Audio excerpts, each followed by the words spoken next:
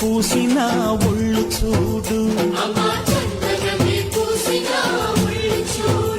అమ్మా పున్నమి పుట్టిల్లు ఆ కళ్ళు చూడు, అమ్మా ముక్కోటి మెరుపులా మోము చూడు, అమ్మమ్మ ముగ్గురమ్మల మూల పుటమ్మ